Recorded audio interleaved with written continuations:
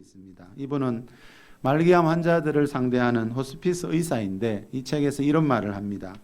호스피스 병동에 환자가 입원하면 나는 항상 지금 가장 힘든 것이 무엇입니까? 라고 묻는다. 이 짧은 질문에는 두 가지 의미가 있다. 우선 환자의 괴로움을 알기 위한 것이고 다음으로 그 고통을 완화하기 위해 노력하겠다는 의지를 환자에게 전달하는 것이다. 이 질문에 돌아오는 답변은 다양하다. 가장 많은 답변은 신체적인 고통을 호소하는 것이다. 허리가 아픈 게 가장 힘듭니다라든가 숨쉬기가 괴로워요 등의 대답이 그것이다. 그러나 가끔 독특한 대답을 듣기도 하는데 95세의 은퇴 목사님은 이렇게 대답하셨다. 일본인이 하나님을 믿지 않는 것입니다. 여러분, 이 의사는 그동안 호스피스 병동에서 2,500명 정도가 임종하는 모습을 지켜봤다 그럽니다. 그런데 대부분 그 병동에는 입원한 지 한 달 정도면 다 대부분 세상을 떠난다고 합니다. 자, 생명이 한 달 정도 남아있는 이 95세 된 은퇴 목사님이 가장 힘든 거는요, 그 질병의 고통이 아니고 죽음에 대한 두려움도 아니고 자기 조국 일본 사람들이 하나님을 믿지 않는 것. 자, 여러분, 우리가 믿는 하나님도 그죠? 여러분, 하나님 입장에서 한번 생각해 보십시오. 하나님이 하나님의 형상대로 사람을 지었는데 하나님을 믿지 않아요, 사람들이. 다른 우상 앞에 가서 절하고 있어요. 자, 분명히 그 모습을 바라보실 때 하나님의 마음이 괴로우실 거라는 거죠. 우리 좀 전에 찬양단이 마지막 찬양으로 했던 찬양이 가사가 참 잘 어울리네요. 오늘 설교하고 고통 가운데 계신 하나님. 우리를 사랑하시지만 하나님 마음에 있는 어떤 고통이 있다는 거죠. 여러분, 하나님은 무슨 고통이 있겠습니까? 이거 하나 외에는 하나님의 형상대로 지원받은 사람들이 하나님을 믿지 않는 것. 자, 그것이 하나님의 고통이라는 거죠. 자, 여러분, 우리가 하나님을 예배하다가 은혜를 받을수록요, 또 신앙생활 하다가 영이 자랄수록 하나님이 은혜와 축복만 주시는 것이 아니고요, 하나님의 마음을 이렇게 부어주실 때가 있습니다. 한 번씩 우리 마음이 뜨거워지고 그럴 때 있잖아, 그죠? 자, 우리가 하나님 예배하다 보면 로마서 14장 17절에 나오는 성령 안에 있는 평강과 희락을 느낄 때도 있지만 하나님 마음 안에 있는 아픔이 느껴질 때가 있습니다. 에베소서 4장 30절에 보니까 하나님의 성령을 근심하게 하지 말라 그랬죠. 성령님도 근심한다는 거예요. 우리도 어떤 일 만나면 대반 근심이 되잖아요. 성령님도 마음에 근심이 있어요. 하나님 마음에 근심이 있다니까요. 자, 성령님은 여러분 예수님도 성령으로 기뻐하셨다 그랬죠. 성령님이 주시는 기쁨, 성령님이 주시는 평강, 그죠? 우리가 교회 생활 어느 정도 해보면 전에 설문조사 해보니까 교회 다니면서 제일 달라진 게 뭐예요? 물으니까 대부분의 사람들이 1위로 꼽는 게 마음이 평안해지더라. 그게 1위였어요 그때. 맞다니까요. 그건 왜 그런가 하면 성령님 안에 평강과 희락이 있기 때문이거든요. 그런데 그 성령님 안에는 이 세상 어느 곳에서도 맛볼 수 없는 평강과 희락이 있지만 반대로 성령님도 근심하고 계신다. 하나님 없이 살아가는 사람들을 볼 때, 자, 여러분, 나하고 친한 사람 만나면 여러분 어떠세요? 서로 마음을 잘 알게 되잖아, 그죠? 이제 만난 지 얼마 안 된 사람들은 저 사람은 도대체 무슨 생각을 하고 있는지 잘 모르지만 우리가 몇 년, 몇십 년 깊이 사귄 사람들은 이 표정만 봐도, 그죠? 그 사람의 마음을 알 수 있습니다. 자, 우리가 하나님하고 친해지면요, 하나님 앞으로 가까이 갈수록 무슨 일이 있는가 하면은요, 하나님의 마음이 느껴집니다. 다 솔로몬 왕이 성전 지었을 때 하나님 뭐라 그러셨죠? 내 마음과 내 눈길이 거기에 항상 있으리니. 특히 예배당에 오면요, 하나님의 마음이 항상 거기에 있다 그랬어요. 두세 사람이 모인 곳에 예수님이 항상 계시다 했거든요. 그러니까 생각해 보십시오, 여러분. 그분의 마음이 안 느껴질래야 안 느껴질 수가 없다는 거죠. 그래서 우리가 마음을 열고요, 그 주님을 내 안에 초청하려고 하면은요, 그 주님의 마음이 내 안에 부어질 때가 분명히 있다는 겁니다. 자, 하나님을 믿지 않는 사람들을 향한 하나님의 마음을 여러분, 그게 느껴질 때가 있더라고요. 그래서 여러분, 어떤 일보다 어렵지만 은혜 받은 사람들은 보십시오.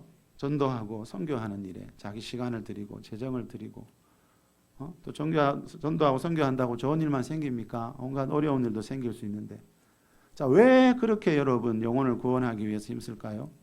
그 하나님의 마음, 고통이 느껴지기 때문이에요. 자, 우리 로마서 9장으로 한번 가봅시다. 우리 1절에서 3절 말씀 우리 같이 한번 읽어보겠습니다. 시작. 내가 그리스도 안에서 참말을 하고 거짓말을 아니하노라. 나에게 큰 근심이 있는 것과 마음에 그치지 않는 고통이 있는 것을 내 양심이 성령 안에서 나와 더불어 증언하노니 나의 형제 곧 골육의 친척을 위하여 내 자신이 저주를 받아 그리스도에게서 끊어질지라도 원하는 바로라. 자, 여러분 사도 바울이 지금 자기 마음 안에 큰 근심이 있고 고통이 있대요. 바울이 뭐라 그랬죠? 항상 기뻐하라 그랬잖아요. 항상 기뻐하라고 했던 그 바울 마음 안에도 여러분 큰 근심과 고통이 있었어요. 자, 그 항상 여러분 무슨 이유 때문에 고통스러워했는지 나오지요. 나의 형제 곧 골육의 친척 때문에.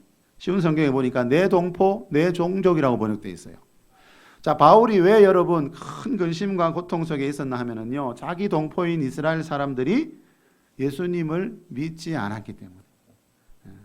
그 외에는 바울도 항상 기뻐했습니다. 오죽하면 감옥에서도. 그러나 예수님을 믿지 않는 자기 나라 사람, 자기 동포들을 볼 때 바울은 큰 근심과 고통스러운 그런 마음을 가지게 되더라는 겁니다. 자, 여러분, 이 마음은 바울 안에 있던 이런 근심과 고통은 그 일본 목사님 마음 안에도 있었지요. 그렇죠? 자, 그 마음들이 여러분 어디에서 온 것인가? 바로 하나님이 하나님의 마음을 부어 주셨기 때문에. 자, 여러분, 하나님은 지금 이 시간에도요, 특히 예배 시간에요, 하나님의 마음을 많이 부어 주십니다. 그런데 어떤 분들은 그런 마음이 오고 감동이 오면 부담스러워한다 그러죠.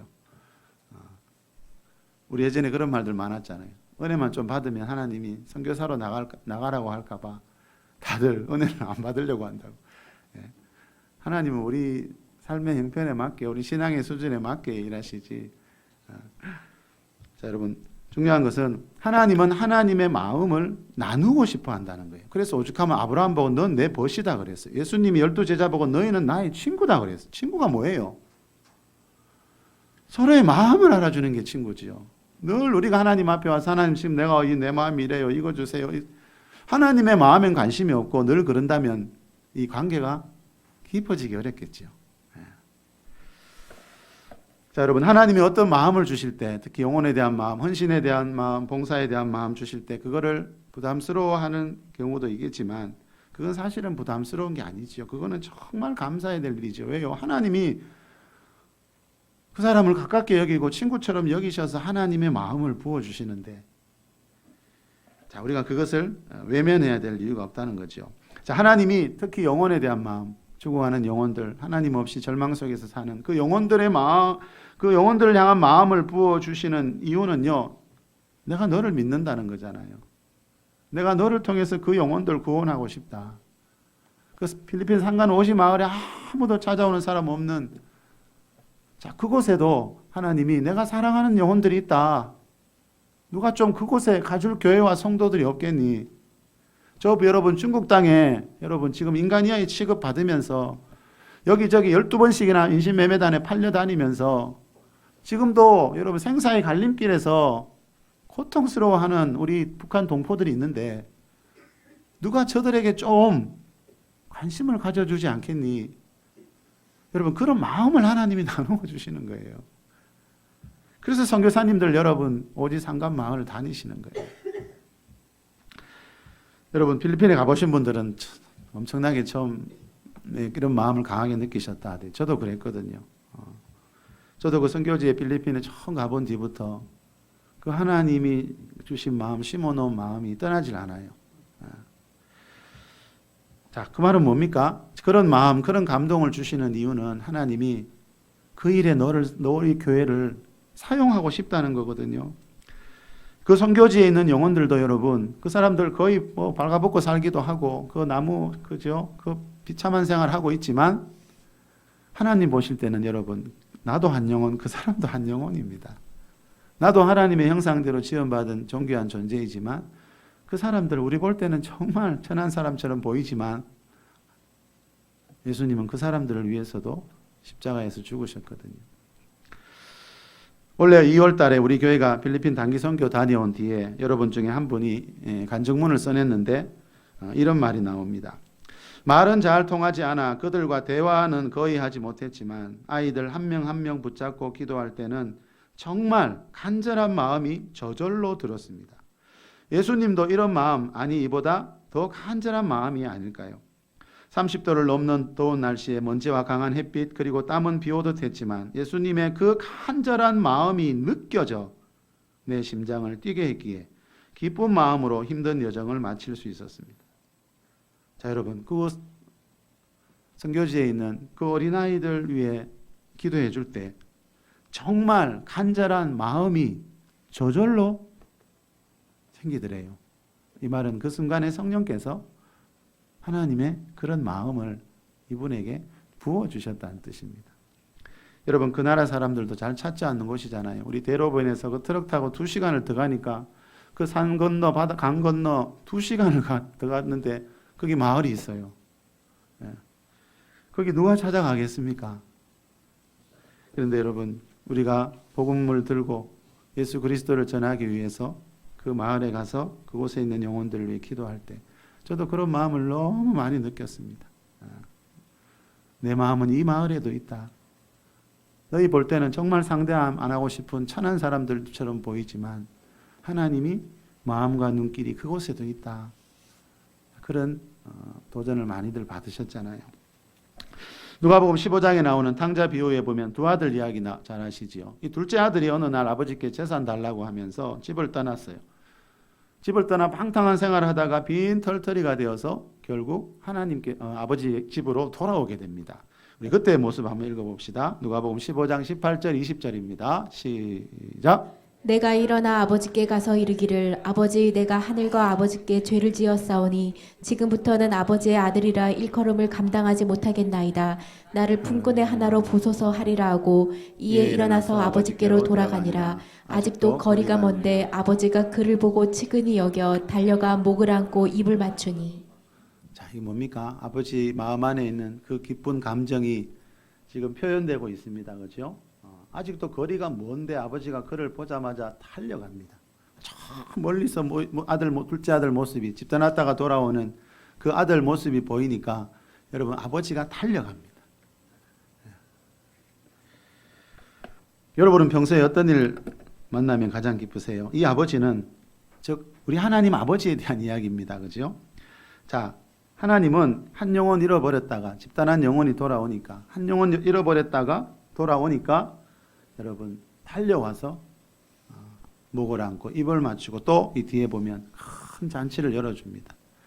네 왜 그랬나고 묻지 않습니다. 그죠? 이 둘째 아들이 그 귀한 재산 다 날리고 돌아왔지만 책망하기 전에 하나님이 이 아버지는 그 아들을 안아주시더라는 거죠.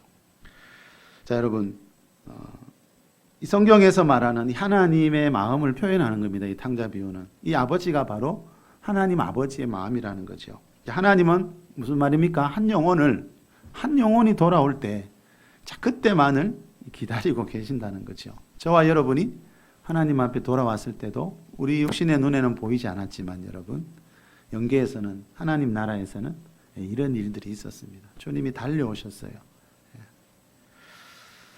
자, 여러분, 그래서 이 아버지의 마음을 아는 사람들은 뭐 하게 됩니까? 그 시간 들여서 돈 들여서 때로는 욕먹어가면서 전도하고 선교하는 일에 힘을 쓰게 되는 겁니다.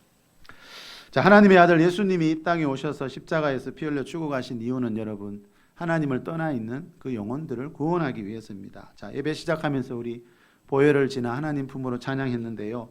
자, 하나님 품으로 가는 길은 반드시 이 예수님의 보혈에 있습니다. 그렇죠? 자, 예수님의 보혈을 지나가야 그 영혼은 하나님 자녀가 됩니다. 하나님 품에 안길 수 있습니다. 자, 그때 천국에서는 이뤄져 있는 한 영혼이 돌아올 때 하나님이 얼마나 기뻐하시고 천국에서도 오죽하면 잔치가 열린다. 자, 이렇게 표현하고 있습니다. 그래서 예수님의 보혈이 중요합니다. 그렇죠? 그런데 2017년도에 미국의 대형교회 어느 목사님이 언론사하고 인터뷰를 한 적이 있는데 언론사 기자가 이렇게 물었어요. 기독교가 천국에 가는 유일한 길인가라고 이 미국의 대형교회 목사님께 질문을 하니까 이 목사님이 그렇지 않다라고 자신 있게 대답한 적이 있어요. 그렇지 않다는 말은 예수님의 보혈 외에도 하나님의 길, 하나님 앞으로 가는 길이 있다는 거예요. 예. 요즘은 이런 말 하는 분들이 참 많아요. 이 종교 다원주의 사상이 교회 안에 깊이 뿌리 내려 있어서요. 신학자들도 이런 말을 하고요. 자, 여러분, 예수님의 보혈 없이도 천국 갈 수 있다. 이것은 예수님의 보혈을 헛되게 만드는 거지요. 그렇죠? 예수님이 요한복음 14장 6절에서 내가 길이요 진리요 생명이라 했어요. 나로 말미암지 않고는 아버지께로 올 자가 없다고 했는데 이상하게 요즘은 이런 말을 하는 목회자와 교회들이 점점 많아지고 있습니다. 2012년도에 그죠? 미국 장로교단에 속한 목회자들을 대상으로 설문조사를 해봤습니다. 오직 예수 그리스도를 따르는 자만이 구원을 얻을 수 있다는 것을 믿느냐라고 목회자들에게 물어봤더니 어떤 결과가 나왔을까요? 다른 사람들도 아니고 교회 목회자들한테 목사님들께 물어봤습니다. 오직 예수 그리스도를 믿어야만이 구원받을 수 있습니까? 이렇게 물었더니 이 사실을 부정하거나 또는 강하게 부정한 목사님이 45%나 됐어요. 자, 얼마 전에 우리 지난주인가요? 영상 하나 봤죠. 1885년에 우리나라에 들어온 최초의 개신교 선교사님인 언더우드 선교사님이 그 미국 장로교단에서 파송된 분이에요. 근데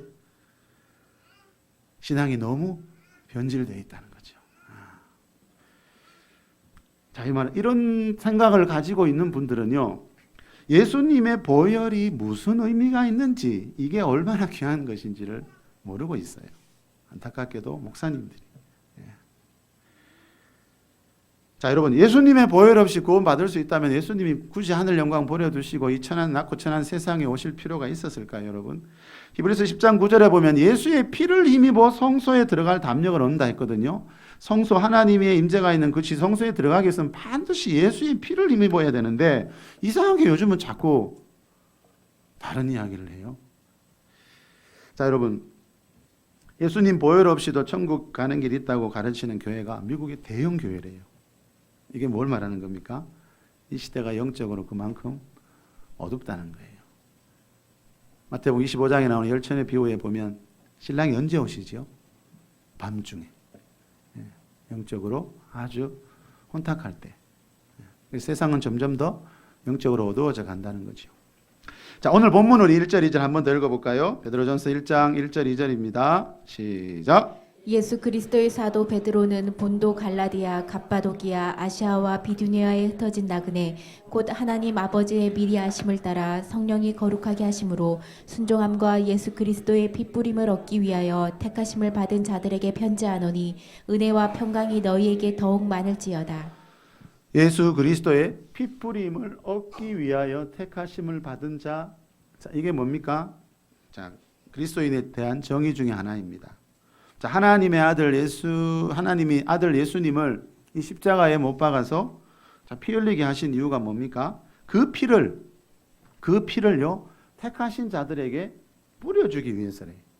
자, 이 말은 우리가 예수님 처음 믿을 때 여러분 물세례 받을 때 주는 그리스도시요 살아계신 하나님의 아들입니다. 신앙 고백 처음 할 때 우리 육신의 눈에는 안 보였지만 그 2000년 전에 예수님이 흘리셨던 그 보혈이 그 사람에게 뿌려졌다는 뜻입니다. 이거는.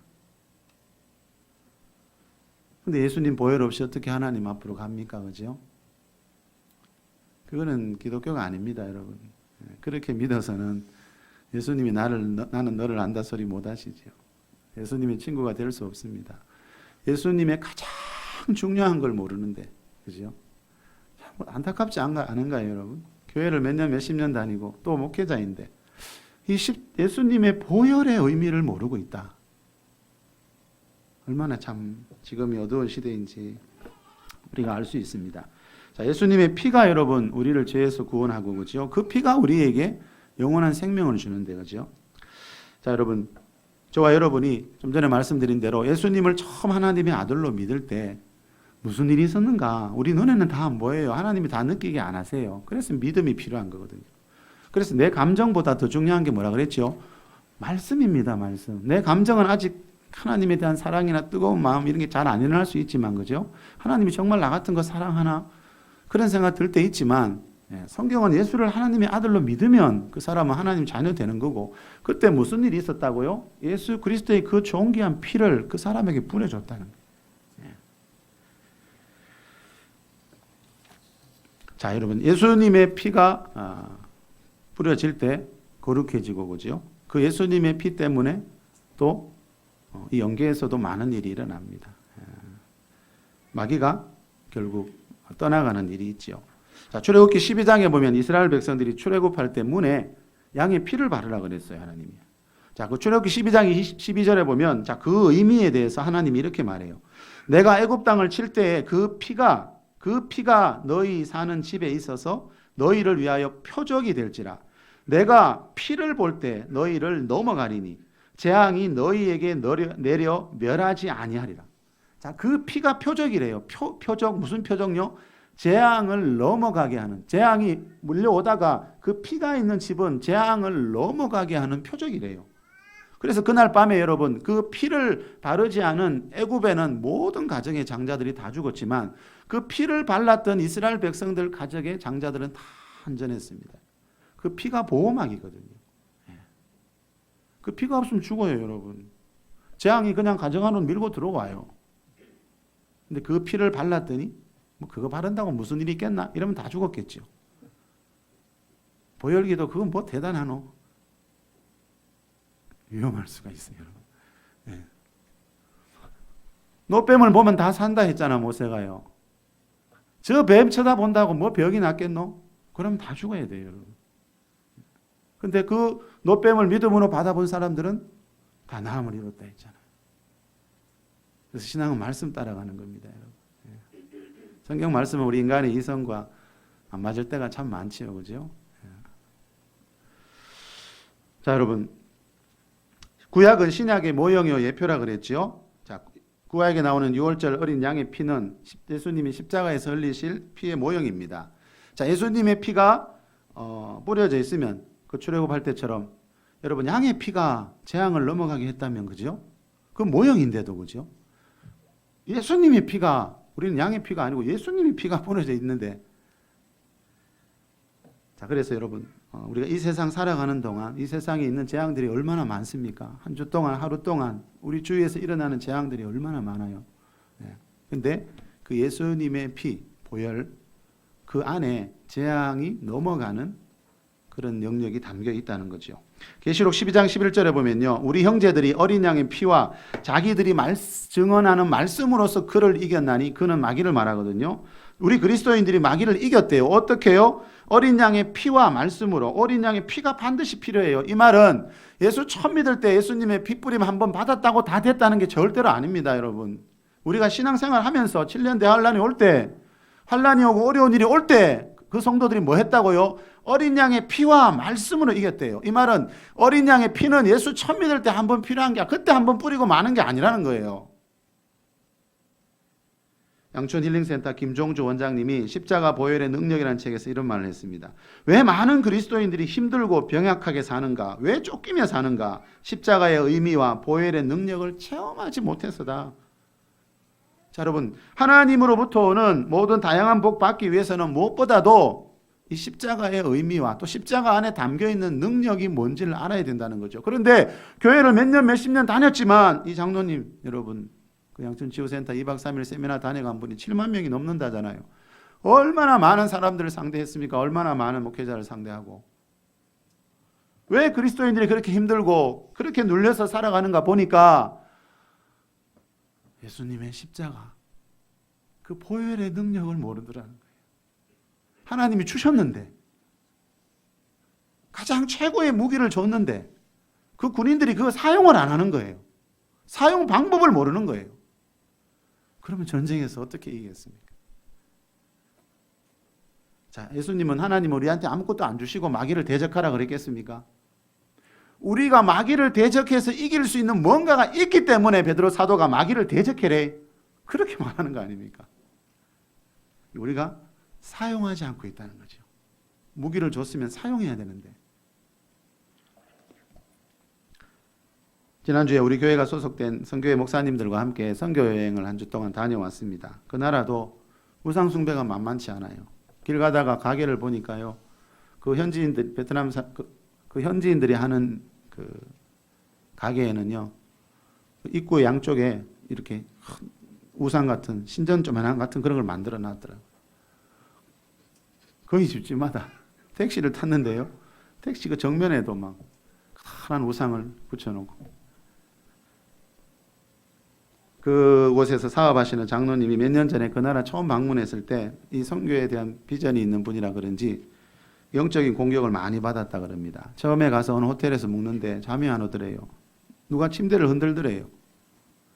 아무도 없는데 떨어질 뻔했대요. 얼마나 침대를 심하게 흔드는지. 그래서 이상하다 싶어서 문을 열고 그 호텔 건물을 살폈답니다. 그런데 호텔에 올라가 보니까 위층에 그 신전을 모셔놓은 산당 같은 그 신전이 있더라고요. 신을 모셔놓은.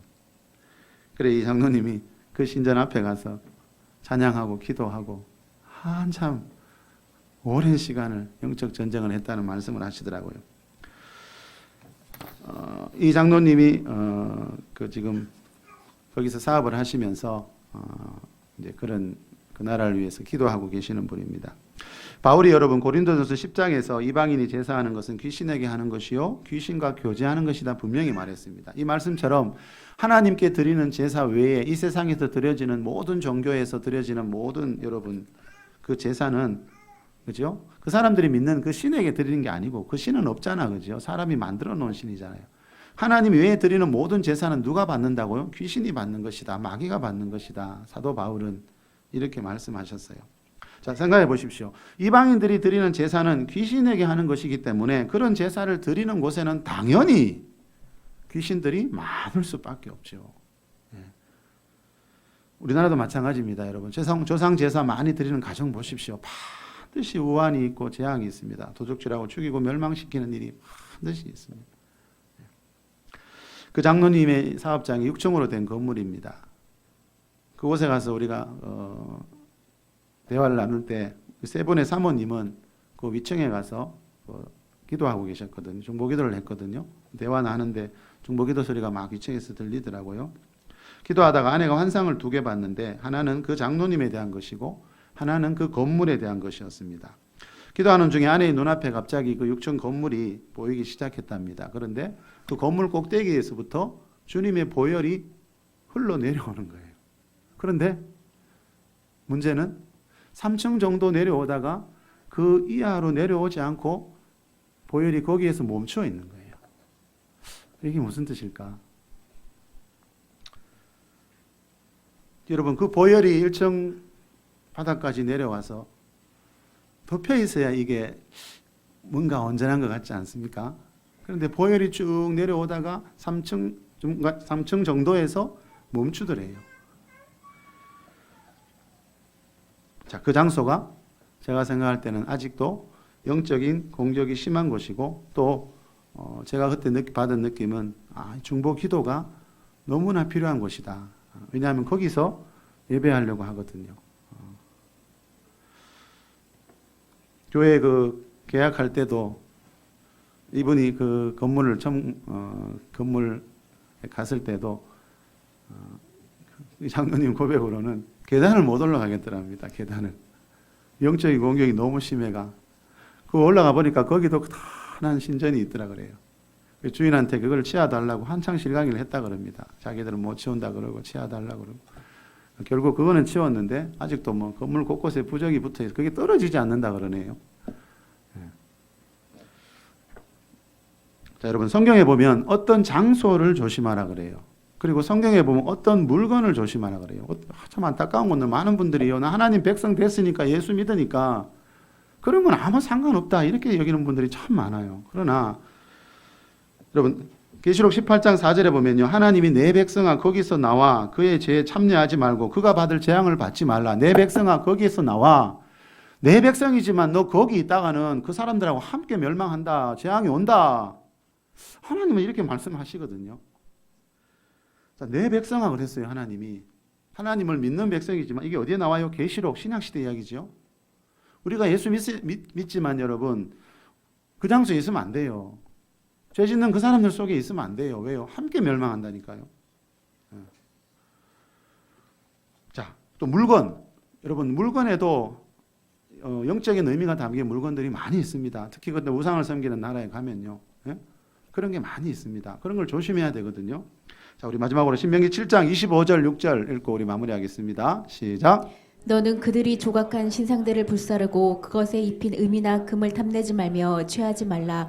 내가 그것으로 말미암아 올무에 걸릴까 하노니 이는 내 하나님 여호와께서 가증히 여기시는 것임이니라. 너는 가증한 것을 내 집에 들이지 말라. 너도 그것과 같이 진멸당할까 하노라. 너는 그것을 멀리하며 심히 미워하라. 그것은 진멸당할 것임이니라. 자, 너는 가증한 것을 네 집에 들이지 말라. 너가 누구지요? 모세를 따라 출애굽한 그 이스라엘 백성들, 즉 광야교의 성도들입니다. 성도들 집에 있어야 될 게 있고 없어야 될 게 있다는 거예요. 가증한 것, 어떤 영적인 의미가 담긴 물건을 말합니다. 여기 앞에 나오지요. 조각한 신상 같은. 자, 이런 물건은 믿는 그리스도인의 집에 있으면 안 된다는 거예요. 자, 그것 때문에 무슨 일이 생겨요? 너도 그것과 함께 진멸당할까 하노라. 네가 광야교의 성도지만 너희 집안에 이런 가증한 물건 두다가는 그것과 함께 진멸당할 수 있다. 그래서 그것을 멀리 해야 된다. 그래서 종교적인 의미가 있는 어떤 장소나 여러분, 종교적인 의미가 있는 어떤 물건을 조심해야 돼요. 그리고 다른 종교 여러분 그런 섬기는 곳에 갈 때는 굉장히 조심해야 돼요, 여러분. 영적인 세계에서 분명히 어떤 변화가 일어납니다, 여러분. 자, 여러분, 예수님 믿으니까 우리가 아무데나 가고 아무 물건이나 모아두고 그래도 되는 건 아닙니다, 여러분. 어떤 장소와 어떤 물건은요, 내 가정을 진멸시킬 만큼의 아주 강력한 영적인 의미가 담겨 있습니다. 자, 가증한 물건, 신상 종합 같은 하나님 외에 우상과 관계된 그런 물건들, 또 그런 장소들, 죄 짓는 곳 조심해야 됩니다, 여러분. 우리가 예수님 믿어도 내 백성아 거기서 나오라 그러잖아요. 거기 있으면 안 돼요, 그리스도인들은. 자, 여러분, 피가 아까 표적이 된다 그랬죠. 그 피라는 표적이 있는 집은 재앙이 넘어가고 그 가증한 물건이 있는 곳은 재앙이 들어갑니다, 여러분. 그래서 바울이 마귀에게 틈 주지 마라. 마귀가 들어올 수 있는 길을 만들어 주지 마라. 여러분, 우리 방충망 떨어지면 붙이잖아, 그죠? 조그만 구멍만 놔도. 맞잖아요, 여러분. 그 모기 들어오는 구멍, 조그만한 그 구멍 난 거 보고 우리 방충망 다시 붙이잖아요. 그게 틈이거든요. 작은 틈이 있으면 마귀가 들어온다니까요. 모기가 들어오듯이, 여러분. 그래서 내 집안을 항상 정결하게 해야 되고요. TV 아무거나 보지 마세요, 여러분. 그 TV를 만든 그 사람들의 사상이, 그 프로를 만든 그 사람들의 사상이 여러분 가족들에게 다 박혀요. 특히 아직 자라나는 우리 자녀들. 그러니까 그리스도인들은 거실 안에 아무거나 틀어놓으면 안 됩니다, 여러분. 보혈 기도를 여러분 많이 하세요. 보혈 기도. 이건 미신이 아닙니다, 여러분. 많은 분들이 이걸 미신처럼 여기더라고요. 그러면 그 피 발랐다고 재앙이 넘어가나? 그것도 미신인가요, 그럼? 우리는 신앙의 가장 중요한 걸 지금 잃어버린 결과 목사님들이, 미국의 목사님들 45%가 예수 피 없이도 천국 간다고 그렇게 목회하고 계시다잖아요. 우리가 사는 시대가 이런 암흑 시대예요, 여러분. 여러분, 아침에 일어날 때, 그죠? 눈 뜨자마자 항상 예수님의 보혈, 그 건물에 여러분 예수님의 보혈이 흐른다면 우리가 사는 가정 위에도 흐르겠죠, 당연히. 그 보혈이 보호막이라니까요, 여러분. 그 보혈이 하나님 나라의 표적이라니까요. 미신이 아니고 그 보혈이 내 생명을 지키고 내 가정을 지킨다니까요. 여러분, 자녀들을 위해 기도할 때도 가장 좋은 게 보혈 기도입니다. 자녀들이 먼 길을 갈 때 어디를 가든지 주님의 보혈로 덮어주십시오. 주님의 보혈이 너를 덮고 있다. 그게 얼마나 여러분 우리에게 큰 능력인데요. 우리는 예수 그리스도의 핏부림을 얻기 위해 택하심을 받은 자입니다, 여러분. 그리고 예수님의 보혈은 처음에 믿을 때 한 번만 뿌려지는 게 아니다. 아침에 일어날 때, 길 갈 때, 밤에 잠자리 들 때, 누군가를 위해 중보기도 해줄 때, 여러분 보혈 기도가 아주 좋은 기도입니다. 여러분 기도 사역하기 전에도, 그죠? 또 전도하고 선교하러 갈 때도 보혈 기도는 반드시 필요합니다. 예수님의 보혈 안에 하나님의 모든 능력이 다 담겨 있습니다. 보혈의 능력으로 죄를 이기고 세상 모든 재앙을 이기는 여러분 되시길 축복합니다. 그리고 그 보혈의 능력으로 이 도시에 이루어져 있는 영혼들, 또 열방 가운데 이루어져 있는 영혼들을 구원하는 우리 모두가 될 수 있기를 우리 주 예수 그리스도의 이름으로 축복합니다. 우리 잠깐 기도합시다, 여러분.